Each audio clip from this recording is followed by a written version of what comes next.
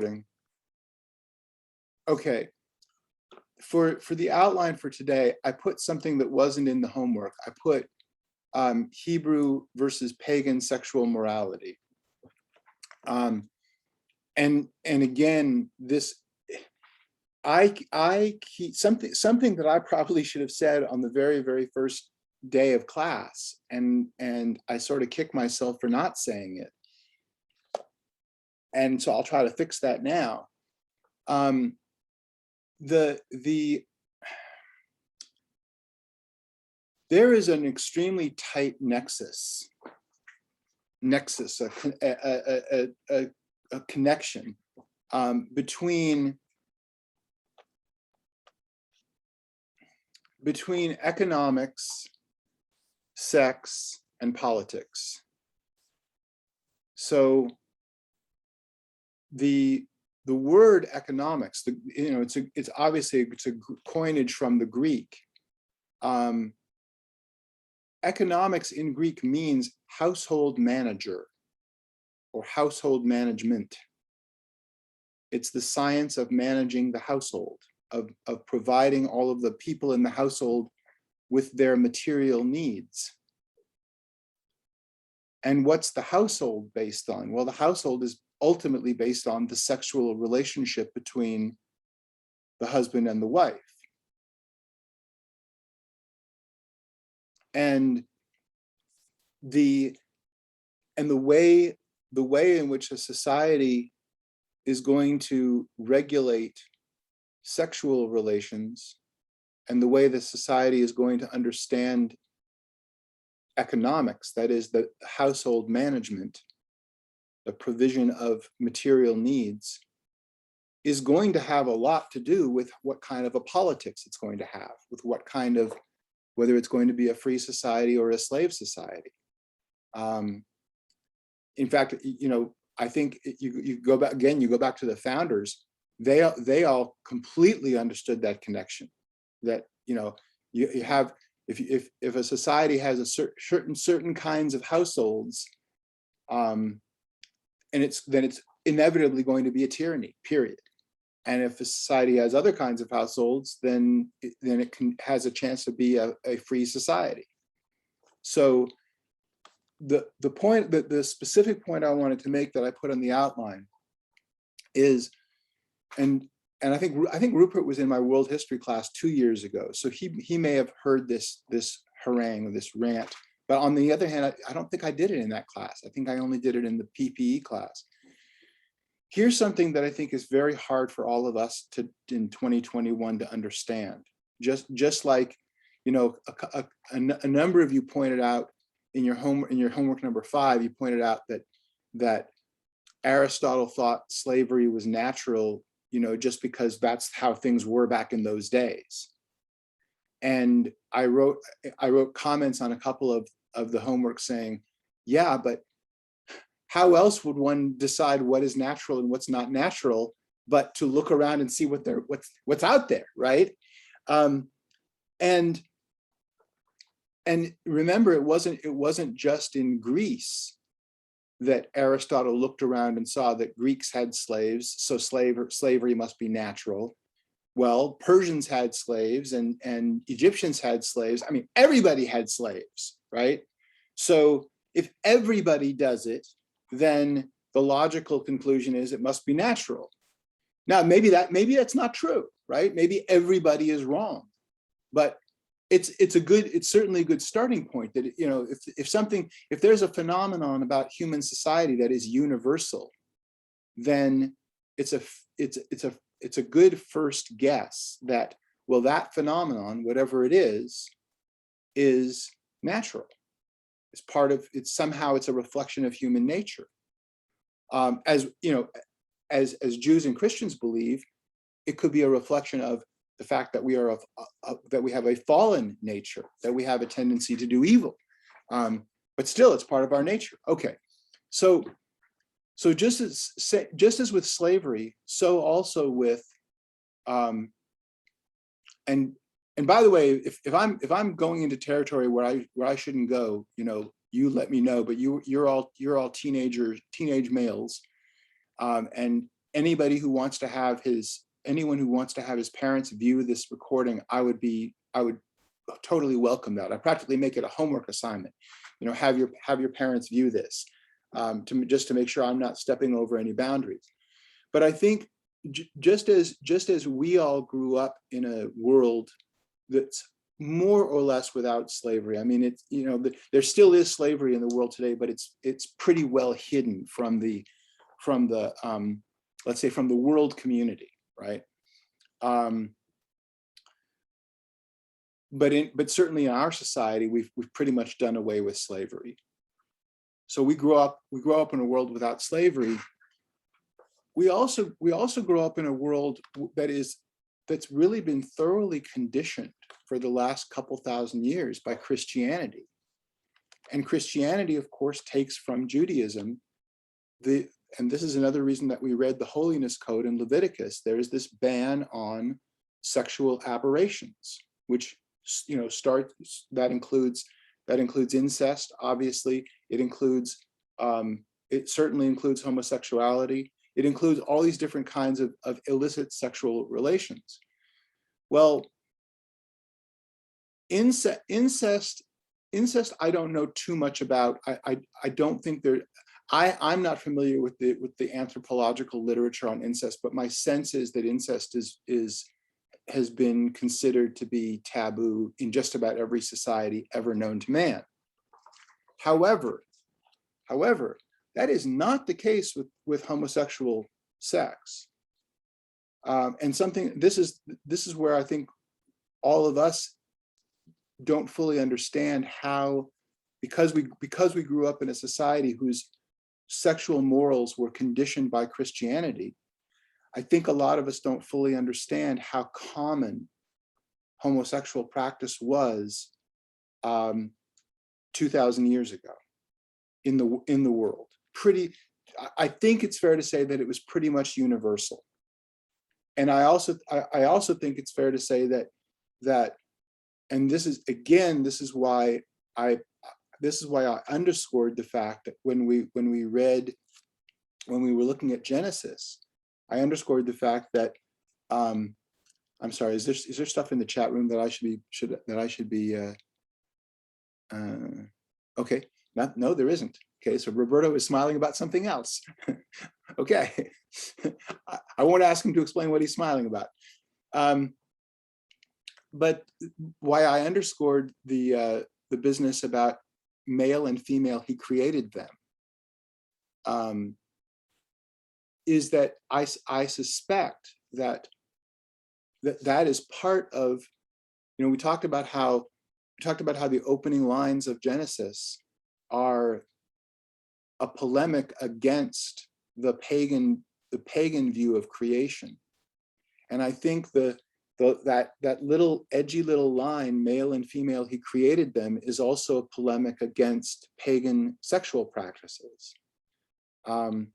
It's almost as if God is saying in those lines in Genesis, well,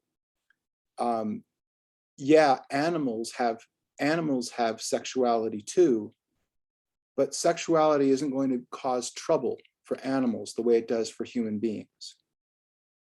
Because with human sexuality, our sexual impulse, and particularly the male sexual impulse, so in a way it's good that we've got a class full of guys, right?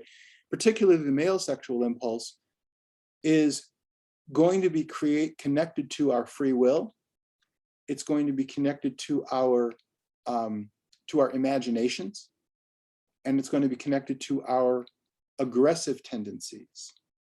And so there's always this danger that that our sexual impulse is going to be an outlet for our aggression, for our masculine aggression.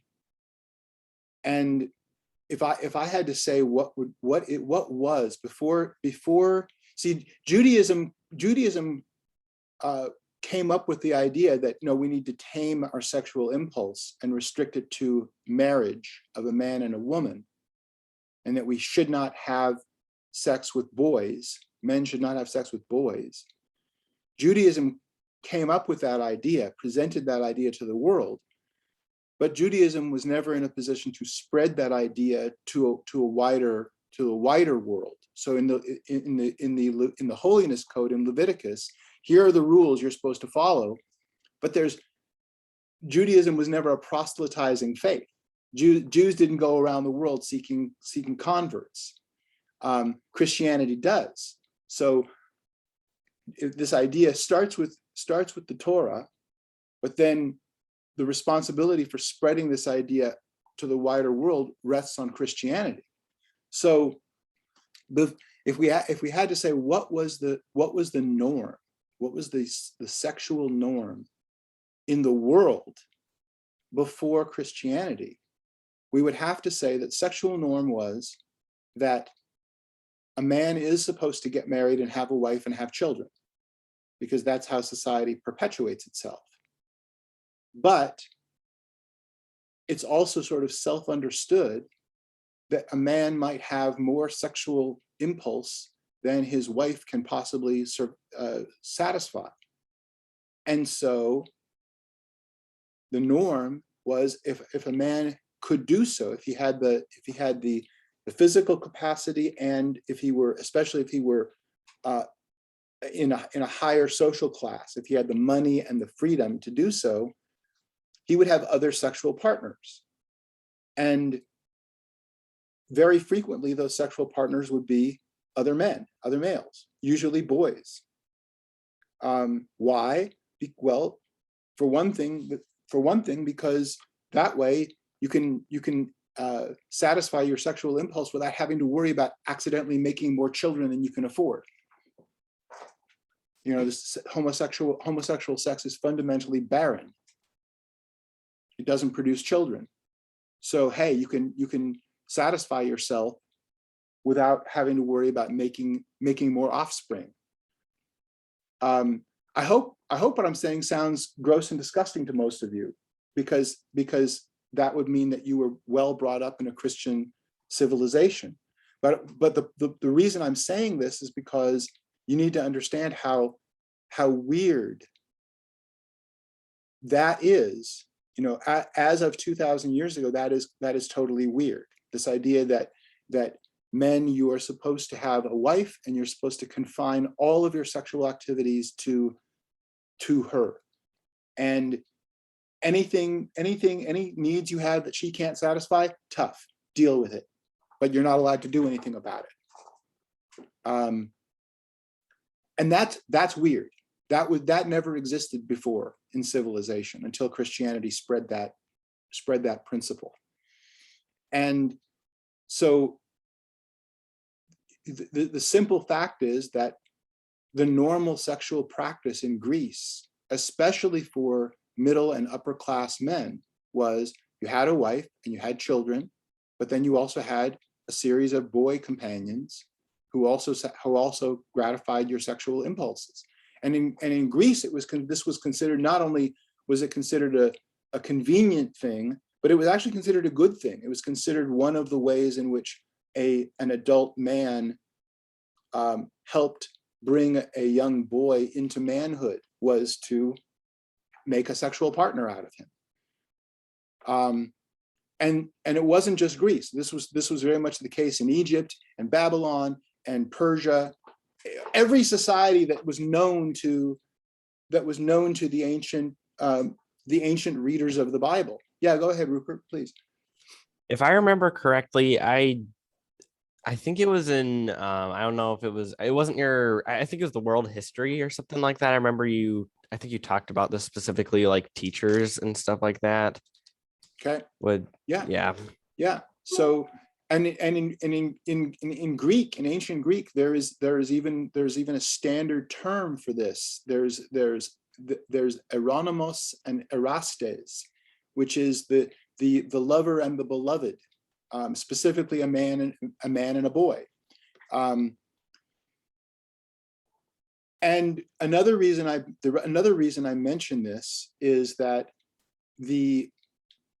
in the 18th and 19th centuries, when Western scholars, when scholars in in England and Germany and France and the United States began seriously to recover a lot of the lost works of the Greeks and began to study them seriously, some erroneous histories were written where these early scholars tried to claim that no, it wasn't like that in Greece. That any news you have, anything you've heard or read, in Homer or in Aristotle about men having sex with boys, that's obviously just nonsense. And I think the reason that those scholars said those things was because they were Christians, and their logic ran as follows. Homosexuality is perverse. Great men don't do perverse things. The ancient Greeks were great. Therefore, they could not possibly have indulged in those practices. And that's a very natural way of thinking. And by the way, we're going to see another version of that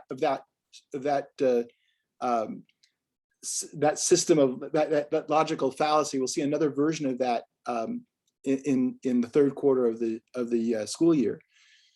But it's a natural line of thinking, but it's false.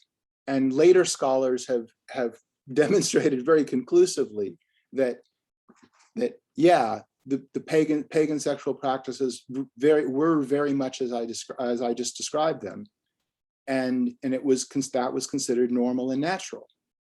And I hope all of you picked up on the fact that in the readings that you did for today, one of the things that the New Testament readings have a lot of, in case you didn't notice, is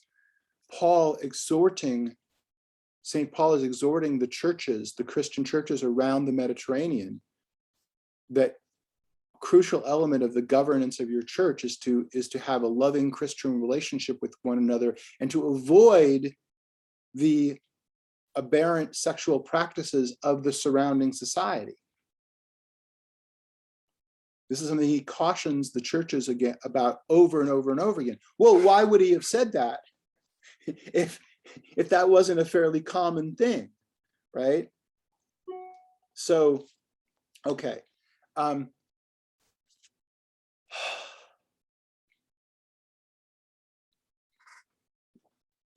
think that's all I had to say about that point. But like I said, I wanted to. Is anyone grievously offended, shocked, mortally wounded by what I've just said? I hope not. I hope it's a source of strength for for those of you who are Christian men. I hope it's a source of strength to you that you appreciate the revolution that Christianity worked in human affairs by casting out those sexual practices that had been common in human history for the thousands of years before Christianity came along.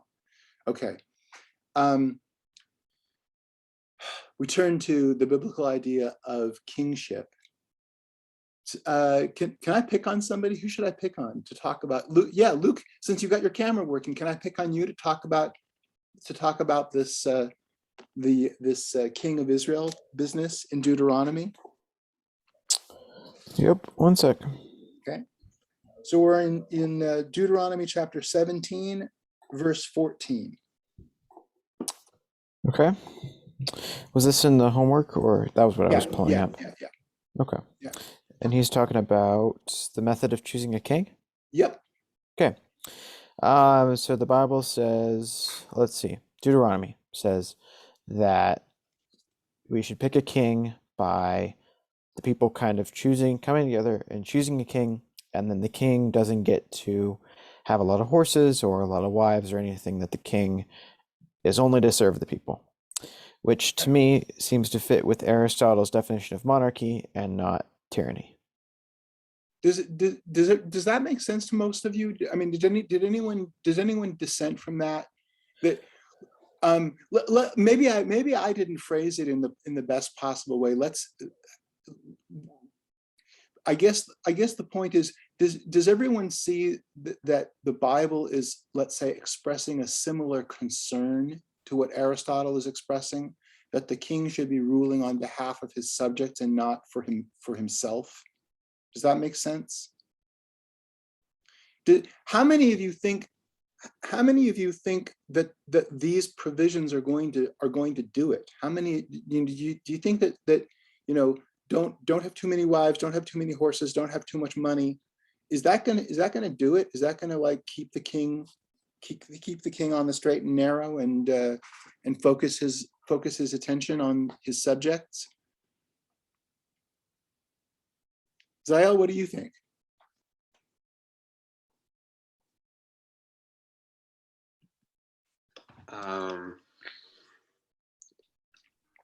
No. No. Why not? I mean, that's not. It doesn't explicitly state, at least in that chapter, do things for your people. It just states, don't ever go back to Egypt, and don't hoard all the money, I guess. But it doesn't say what good things to do. It just says what not to do. Okay. All right. I guess there's another question here. How many of you Bible scholars are familiar with the books of Samuel?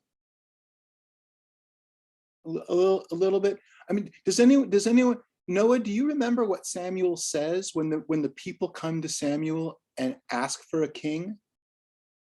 Do you remember what his first reaction is? Yes, in fact, I didn't remember that it was in Samuel, but I was actually going to try to find a way to say this in just a second. I believe this is the same story. I could be wrong, but the people kept asking for a king like all the other nations had, and God was telling them that he should be their king, and they didn't needed like a physical king there. And they kept on, and so finally he said, "All right, I'll give you a king," and they gave him one, and it didn't turn out too well for them. Yeah, he gave them King Saul, and then that didn't turn out, and then they had King David, and between David and Solomon, it certainly does seem that they simply ignored all of the rules that are laid out right here in Deuteronomy. Right? They had too many wives and too many horses and too much money. So it seems, right? So, I was about to ask you, why did you think Samuel didn't want them to have a king, right? But you sort of already answered that question, right? Because he said God was disappointed that all right, but then what do you do about that repeated verse in Judges, Judges 21:25? In those days there was no king in Israel, and every man did what was good in his own eyes. The question is that, Roberto, I guess I get to pick on you about this. Is that statement, how do you read that statement? Is that like, hooray, everybody did what was good in his own eyes? Or was that a condemnation? Everybody did what was right in his own eyes, and that was bad. I mean, how do you read that statement? Oh, you got it. Your microphone's not on, or it's not picking up for some reason. Nope, still not. Well, it depends on I guess the person. Don't you think? Because I think it could be a good thing for certain people, and it could be a bad thing for certain people. Does everybody agree with that? Oh, Rupert is shaking his head. But can I finish what I was asking before you shake your head? Does everyone agree that there's some people that would probably get along just fine without government at all? Okay, he's still shaking his head. Say, explain. Because I feel like with some people, it would be completely fine because they just want to live on their own, be on their own land, and just not be bothered by anyone like me.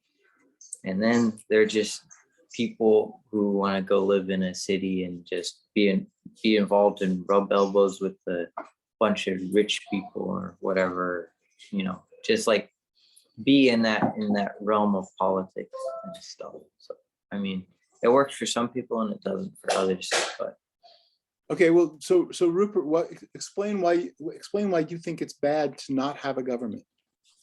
I think it's bad because that chapter kind of shows why it was chaos. I mean, when it's talking about everybody doing what was right in their own eyes, it caused a lot of problems. I mean, kind of like even thinking about what Aristotle was talking about, like in a total democracy, essentially with no government, like when everybody's doing what they want, it can end up just being mob rule.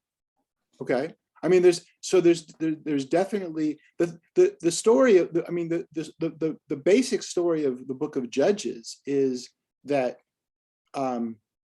you have repeated civil wars between the different tribes of Israel, and you have repeated subjugations, right? And Israel did what was evil in the sight of the Lord, and the Lord delivered them into the hands of the Philistines, and they served the Philistines for 40 years.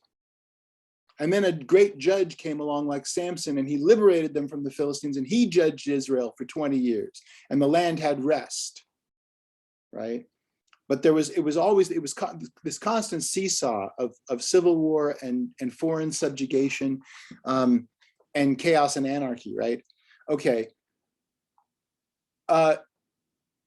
So I guess here's where I make the next big point, which is I made the point that last time that the Bible is remarkably silent on what kind of government it wants us to have. So even with these rules of kingship, as Zayel pointed out, they're very minimal. They don't really say what the king is supposed to do. And as Noah was explaining, the people come to Samuel, but again, there's no this passage in the book of Deuteronomy. It doesn't say, okay, have an election, elect a king, right? Majority rules, or no, it has to be 2/3 majority. I mean, there's no mechanism. It just says, when you come to the land and you will say, the people will express a desire. How are they supposed to express the desire? And to whom? And, well, it happened to be Samuel. He happened to be the prophet at the time. So that he was walking around. So they expressed it to him, right? Hang on a second. Okay. All right. So, but here's how assuming that my thesis is right, that the Bible doesn't have a lot of information about government in it, I satisfy myself by saying, well, wait a minute, the Bible also doesn't have a lot of information about agriculture in it. We read in the Holiness Code, we read about the sabbatical years and the Jubilee. So yeah, every 7th year you don't plant, you don't sow, right? But notice that there's nowhere in the Bible, nowhere, Old Testament, New Testament, there's nowhere that tells you what to plant, what crops to plant, when to plant them, how to water them, how to cultivate them, when to harvest them, how to know when a banana is ripe, right? There's nothing in the Bible about that. And the Bible also clearly wants us to be healthy, to do things that are good for us. But there's very little, if anything, in the Bible about medicine or about nutrition. So what if politics is a science like agriculture? And so, in other words, it's something that we're supposed to figure out for ourselves, like all the other sciences. You know, the Bible sort of establishes, we read the parts in Genesis that sort of established the foundation for the science of astronomy, that God placed lights in the heavens, the greater light to rule the day and the lesser light to rule the night. And they're going to stand for they're going to be signs for days and seasons and months and years. They're going to mark all those things, but there's no instruction in astronomy. God doesn't tell us how many days in a year, how many days in a month. That's stuff we have to figure out for ourselves. So, yeah, go ahead, Rupert.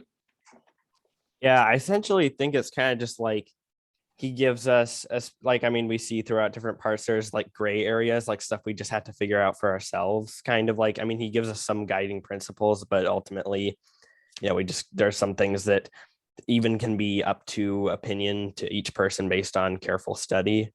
Yep, very, very, very much so.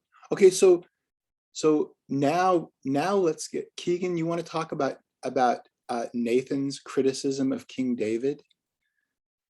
Because this is another really, really important one. What verse was that? We're in the book of, we're in 2 Samuel.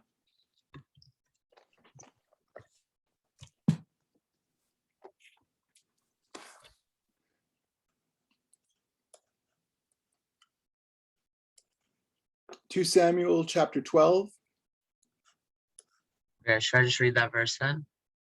Yeah, it's a longer section. You want to summarize it for us? One I have, it doesn't look that long. Okay, it's 25 verses, but go ahead. Is it? Yeah. I haven't read it yet for the homework, so Okay. I just all kind right, of pulled it up. Well, tell you what. Do you mind if I pick on Noah, because I think he's read it? Yeah, that's fine. Okay, Noah, can I task you to summarize that what's going on in that story?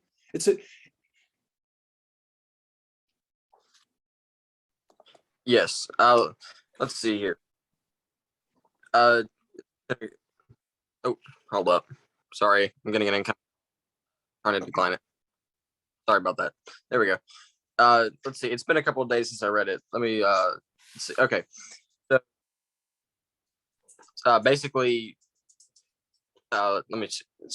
David had killed the husband of Bathsheba. Am I on the correct verse? Yep. Okay. So he had seen her bathing or whatever, and killed her husband so that he could have her. And then, and how did he kill it? He killed her husband in a very political way, right? He didn't do it the way you would normally do it. He didn't just go up and stab the guy, right? Yeah, Roberto, right. Go ahead. He sent him off to war. Yes, and well, but be more specific.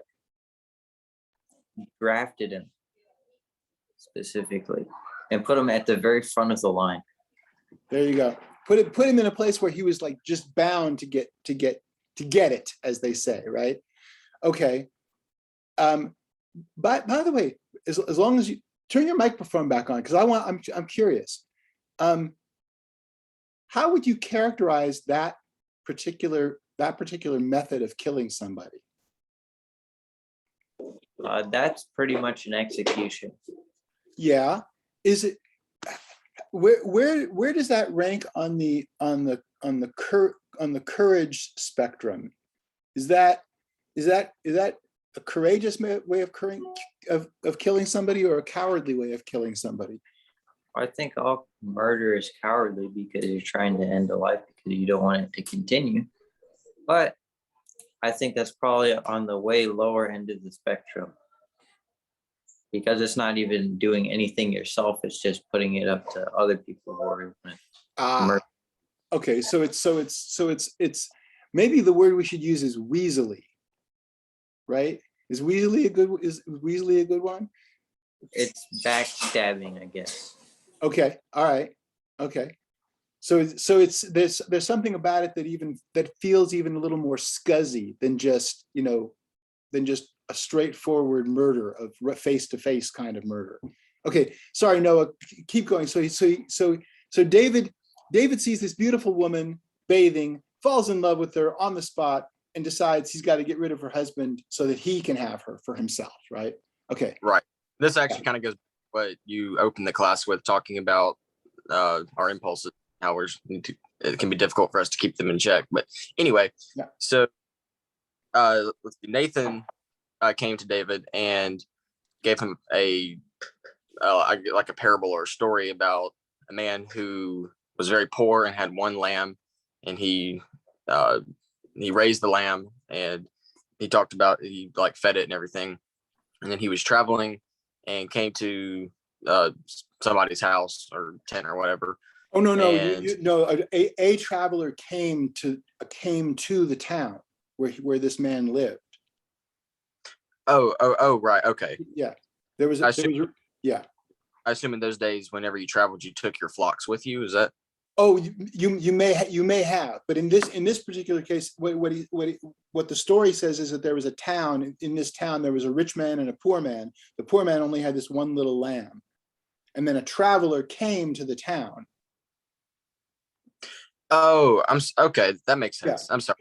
A traveler, a wayfarer came to the town. Right. Okay.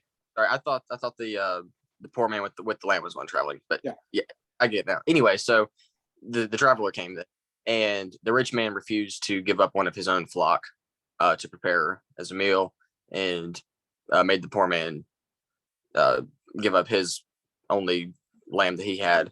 And then David was very upset whenever he heard that story, and he said, "As the Lord lives, the man who has done this shall surely die." And then Nathan goes on to point out his hypocrisy in that, and how he had just done the same thing, and told him as a punishment that the baby was going to die. That's so. Is that good? Yeah, that's beautiful. So there is a well, you know what? Yeah, I'll just briefly say this. There was a very great 20th century philosopher named Leo Strauss, and Professor Strauss was probably the most important writer on Plato and Aristotle of the 20th century. And in one of his most important books, he wrote a book called Natural Right and History. And this Strauss is extremely important because his students and the students of his students they really are they're the source of my education. Okay, there's nobody who's done a better job of teaching the classics, and for that matter the Bible, than Strauss and the Straussians. And the reason I bring this up is that Strauss's, that's what I was just looking for a minute ago. Strauss's book, Natural Right and History, he has two long quotations on the first page of the book, the frontispiece of the book. So these two long quotations that sort of open up the book, sort of, this is what the book's about, right? And this story, the David and Nathan story, is one of the two long quotations. And the other one is also about a king of Israel. It's about King Ahab, or Ahav, and the vineyard of Nevote, which is basically the same story, where a later Israelite king, King Ahav, he's jealous of this. There's a man named Nevote who lives in his kingdom, and Nevote has a vineyard, and King Ahav is jealous of this vineyard, so he just takes it for himself. And he also does it in an extremely weaselly way, where instead of just taking it, he creates this whole scenario where there's false witness, and there's a bunch of legal nonsense, perhaps so that he wouldn't feel so guilty about having taken the vineyard away from Nevote. But these two long quotations both they both raise the same question, which is, can a king just take what he wants from his subjects? And I think one of the points Strauss is making is that most of the people in the history of the earth, most of the people who have had the experience of living under a king, if you ask them, can a king just take what he wants? They would say, yeah, of course, he's the king. Right? Remember going back, we talked briefly about Plato's Republic, right? And Thrasymachus says justice is the will of the stronger. Well, the king is obviously the strongest one. He's got all the power, right? So whatever he wants must be justice. So if he wants your wife, he takes your wife. He wants your vineyard, he takes your vineyard. Well, Strauss's point is that if you believe there's such a thing as natural right, if you believe that there is some sort of natural justice that, let us say, that God has ordained, right? Then you have to say no. King can't just take something from his subjects just because he wants it. That there's a law, and the king has to obey the law too, which again is in that reading from Deuteronomy. What is one of the things it says the king orders the king to do? He has to copy out. He has to make for himself 2 copies of the Torah, of the 5 books of Moses. He has to do it personally. He has to actually, get the quill and the parchment and the ink and write out 2 copies of the Torah for himself. That's going to take him a long time. It's going to take a couple of years to do that, right? Again, to sort of drive home this idea that just because I'm a king, it doesn't mean I can do whatever I want. There's a law I have to obey too.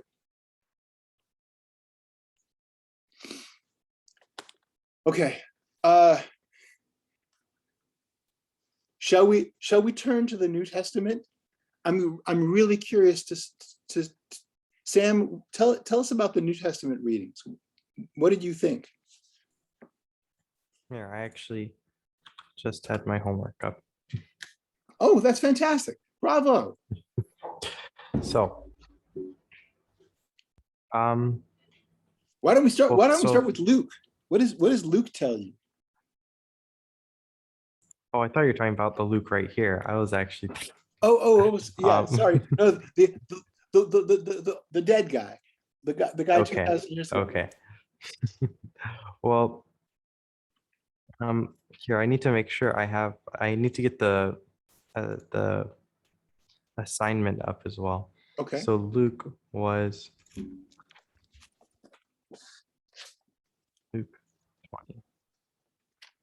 21, 25. So do you want me to read it or? Sure. We all know, I hope we all know it, right? But go ahead. Oh, so said, so the spies questioned him, "Teacher, we know that you speak and teach what is right, and that you do not show partially, but teach the way of God in accordance with the truth. Is it right for us to pay our taxes to Caesar or not?"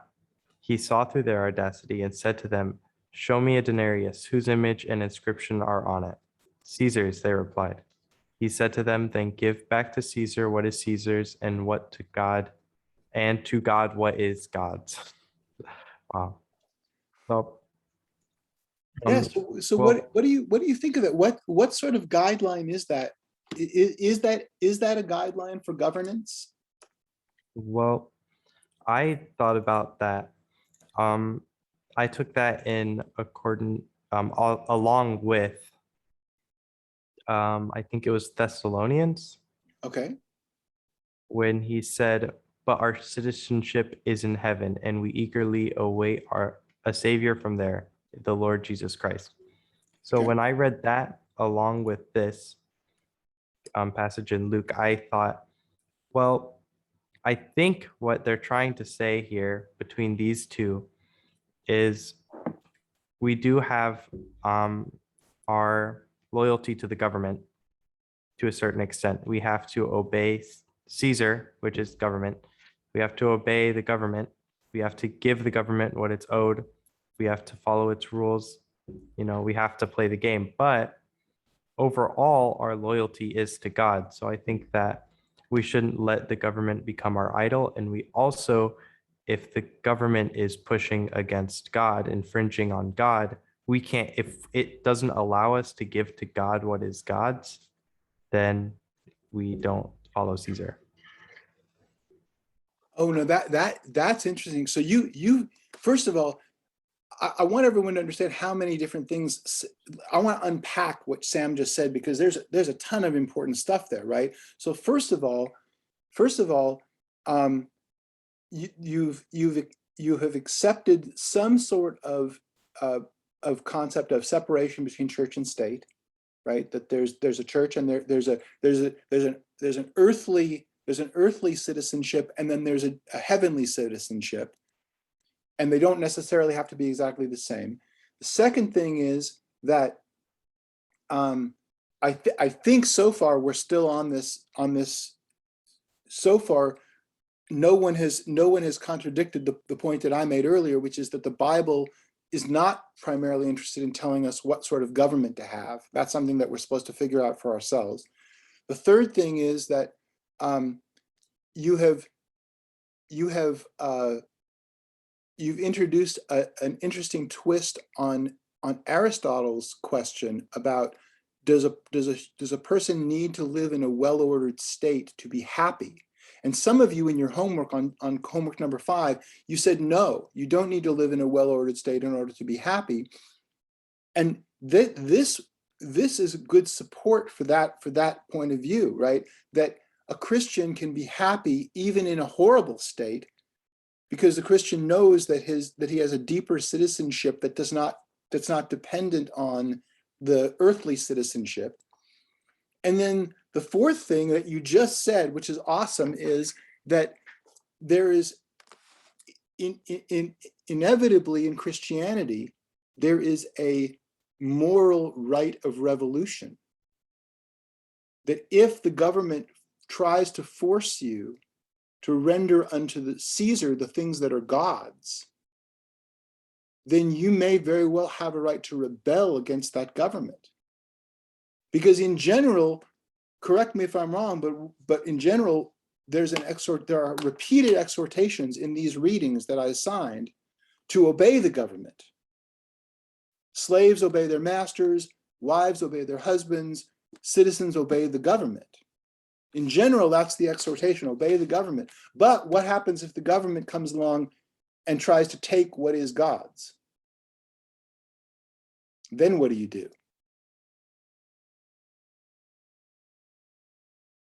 Maybe that's what martyrdom is resistance to the unjust demands of the government.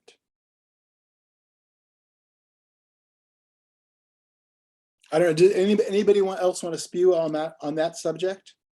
Yeah, Roberto, go ahead. I think maybe some of the point that the Bible is making is not necessarily obey the government or listen to the government, but because the government has done a lot of bad things, such as try to kill babies. Back in when Jesus was born, but it doesn't necessarily mean obey the government. It means obey your superiors, and if they're wrong, then you have the right to I guess rebel or disagree with them.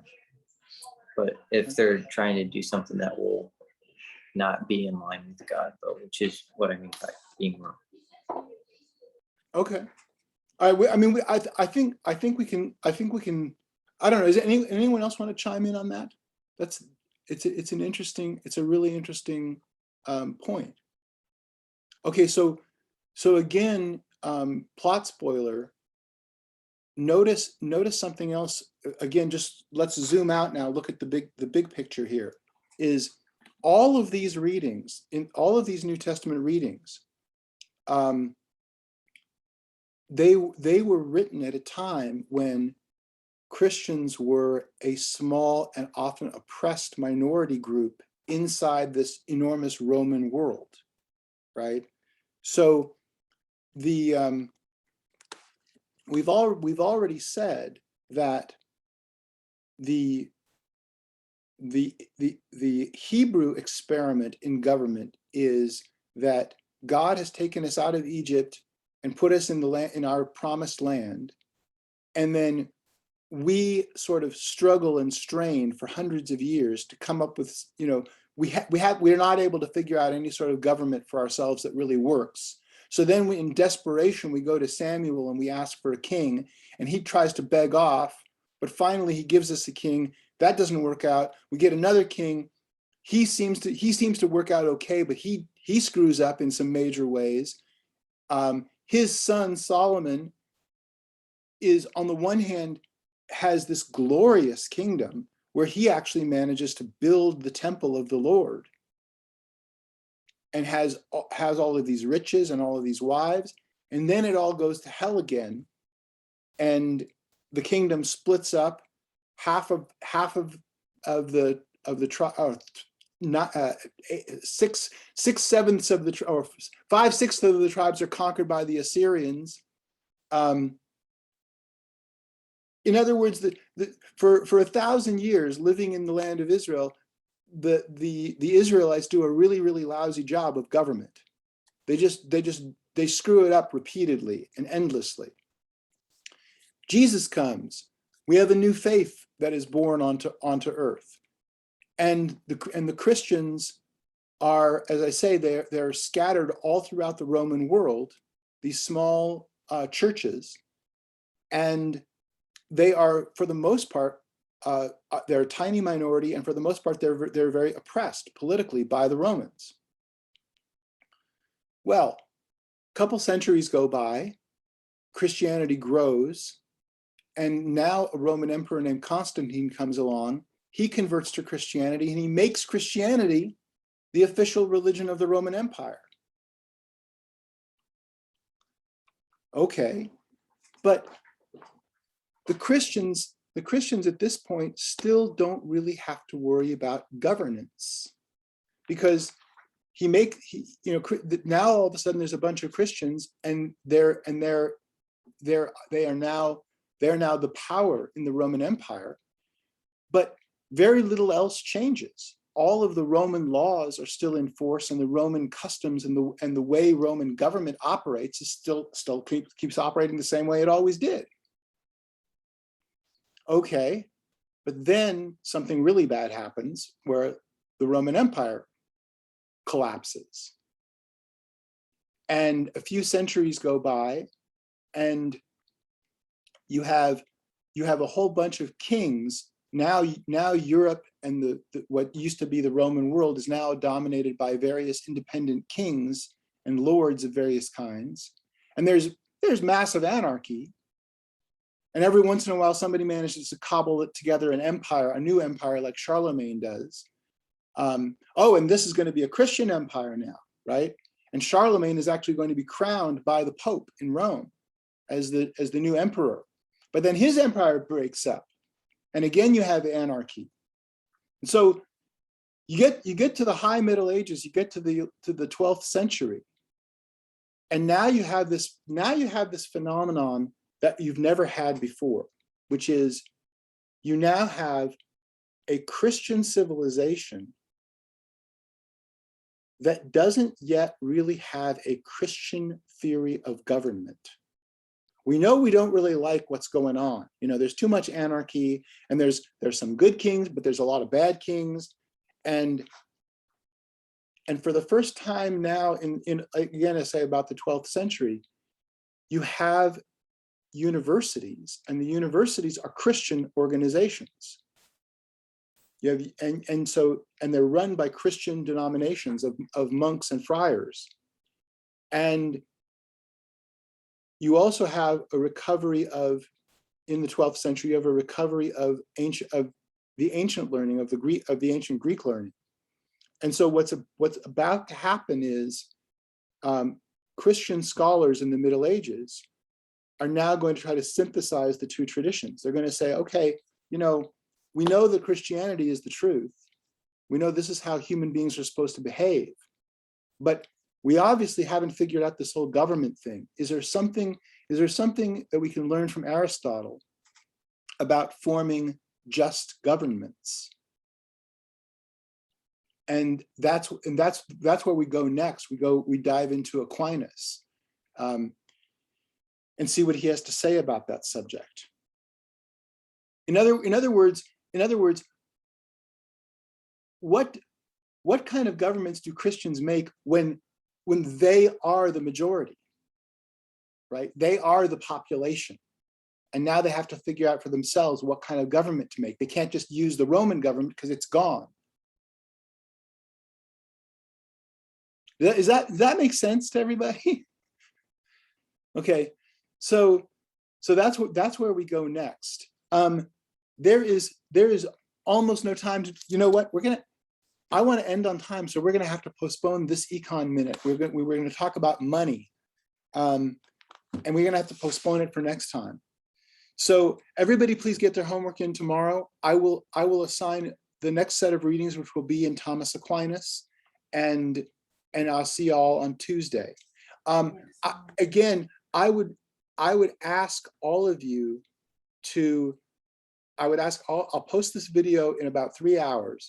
I would ask all of you to review the video, hopefully with a parent. Review like the first 15 minutes, the discussion about sexual practices. Please review that, especially if you're not too embarrassed to share it with a parent. but I'd like you to review it, and I'd like a parent to see it just to make sure that, you know, we're all good. And if there are any of your parents want to viciously attack me and tell me how badly I screwed up, I want to hear about it. I need to know. I need to be kept on the straight and narrow. Okay, I'll see you all on Tuesday. Thank you. Bye. Thank you.